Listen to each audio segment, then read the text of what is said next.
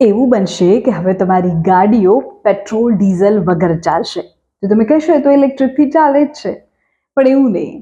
દેશનો ખેડૂત એવું ઈંધણ બનાવશે કે જેનાથી તમારી ગાડી ચાલશે અને તમારે પેટ્રોલ ડીઝલની જરૂર જ ન પડે. એક મહત્વપૂર્ણ સમાચાર ઓટોમોબાઈલ સેક્ટરમાંથી. દેશમાં પેટ્રોલ ડીઝલના મોંઘા ભાવથી કાયમી નિકાલ મેળવવા માટે કેન્દ્ર સરકારે એક મોટો પ્લાન તૈયાર કર્યો છે.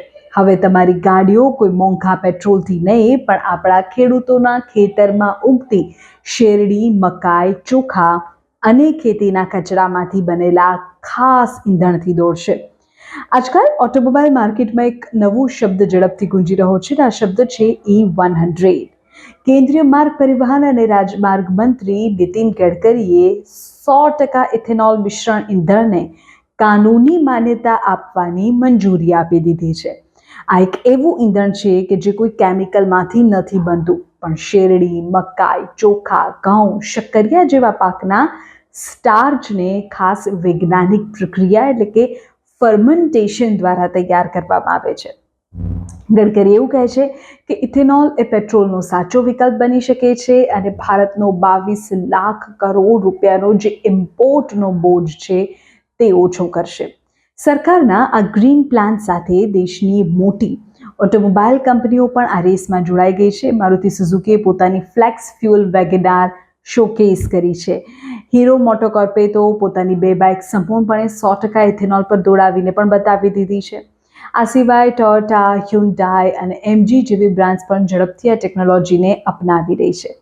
તો હવે વાત એ છે કે આ E100 ઈંધણથી તમને શું ફાયદો થાય.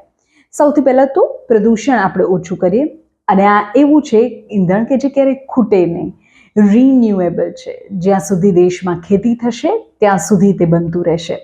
પેટ્રોલમાંથી બીજા દેશો પર આપણી જે નિર્ભરતા છે તે ઘટશે અને આપણે આત્મનિર્ભર બનીશું. અત્યારની વૈશ્વિક સ્થિતિ આપણે જાણીએ છીએ. દર થોડા દિવસે આપણે પેટ્રોલ પંપ પર લાઈન લગાવી દઈએ છીએ કે વળી કશું થયું અને આપણને પેટ્રોલ ના મળ્યું તો. એટલે ભારતની નિર્ભરતા ઘટશે, આપણે આત્મનિર્ભર બનીશું. આના સિક્કાની બીજી બાજુ પણ છે. ઇથેનોલમાં પેટ્રોલ જેટલી એનર્જી નથી, એટલે ગાડીમાં માઇલેજ થોડું ઓછું મળી શકે.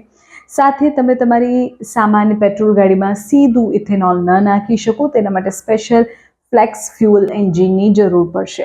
બની શકે કે આવનારા સમયમાં ઓટોમોબાઈલ સેક્ટરમાં આ ફ્લેક્સ ફ્યુઅલ એન્જિનને લઈને વધુ ફેરફારો થાય અને એવા વાહનો હવે દોડતા થઈ જાય કે જે પેટ્રોલ અને ડીઝલ પરથી આપણી જે નિર્ભરતા છે તેને ઘટાડે. સરકારના આ ગ્રીન પ્રોજેક્ટ પર તમારું શું કહેવું છે, કમેન્ટ કરીને કહો.